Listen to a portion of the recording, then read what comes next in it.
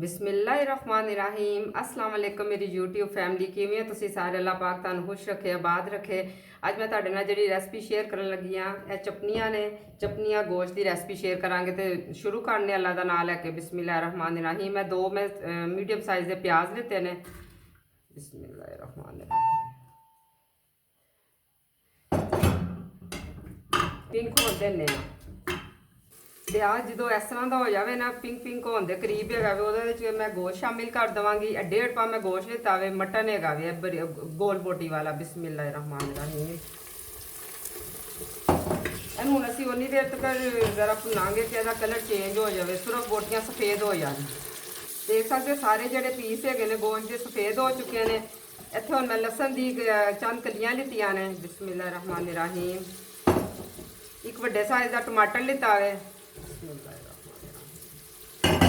उस तो बाद कुछ मसाला ने 1 टीस्पून जड़ा वे लिता वे मैं नमक का 1 टीस्पून सुरख मिर्च का तो एक जड़ा वे टेबल स्पून मिक्स मसाला टेबल स्पून ही मैं लिता वे खुश्क धनिया का तो थोड़ी जी हल्दी लिती है। सारे मसाले पा देंगे तो टीस्पून मैं लिता वे अदरक का पेस्ट।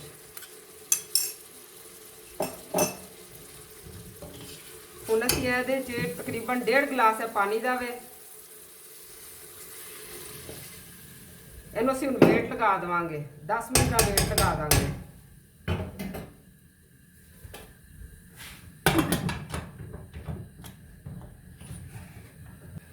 10 मिनट का असीं वेट लगा दिता वे ते नाल असीं अपनी चपनियां कट लवांगे। बिल्कुल ताज़ियां और फ्रैश हैगियां ने। ਇਹਦੇ को छिलका लाने की कोई जरूरत नहीं है। बहुत ज़्यादा विटामिन होंगे है जोड़े कि साड़ी सेहत वास्ते बहुत अच्छे होंगे ने। असी सारिया सब्जियों के छिलके उतार दें। हर सब्जी का छिलका उतारने वाला नहीं होंगे जिन्हों एक चपनियां भी ने कोई टिंडियां कहता है इनू असी कट लाँगे। बिस्मिल्लाहिर्रहमानिर्रहीम चैनल पर नवे आए हो चैनल को सबसक्राइब जरूर करना। वीडियो अच्छी लगे लाइक करना शेयर करना और सोने सोने कमेंट करने ना भुलिया करो। बिस्मिल्लाहिर्रहमानिर्रहीम इस तरह असी अपन सारिया चपनियां कट देवांगे।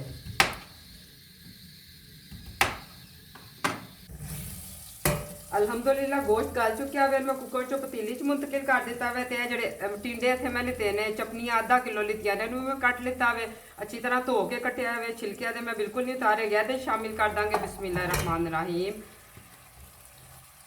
हुण असीं इहनूं 15 मिनट वास्ते बस दम लगा देंगे। कोई ये पानी नहीं पाने की जरूरत हैगी।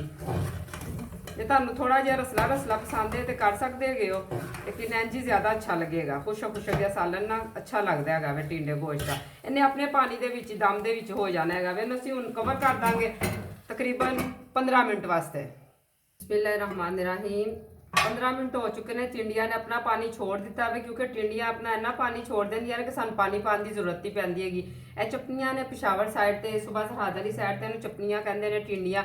इधर देसी टिंडे नहीं मिलते जो पंजाब में मिलते हैं लेकिन इतने असीं टिंडे खिलाते हैं बड़े टेस्टी होंगे हैं।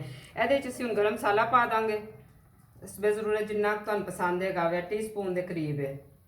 घर का फ्रैश लिया करो बाजार का ना लिया करो। सबज मिर्चा ने 3 कट लगा के हल्का हल्का नमक लगा दिता वे ये टेस्ट खाने का बहुत ज़्यादा अच्छा लगता है। तो सबज धनिया उपर लगा के हूँ असीं 5 मिनट होर दम देंगे बस साडा सालन रेडी हो चुका है।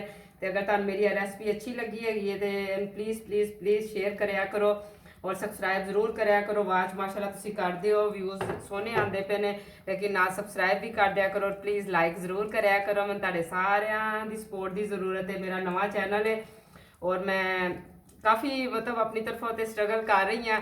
वो कहते हैं ना रब माली का कम पानी देना भर भर मुश्का पाए सोने का कम बूटे लाना लाए या ना लाए। तो अल्लाह सोना इंशाल्लाह सारिਆਂ ਨੂੰ कामयाब करे। जेड़े जेड़े मेरे भैन भरा मेहनत करते हैं जेड़े बच्चे पढ़ते पे अल्लाह सोना उन्होंने कामयाब करे और ख़ास करके अपने वालदैन की बहुत ज़्यादा खिदमत कराया करो। उन्होंने दिल हरगिज़ ना दुखाया करो।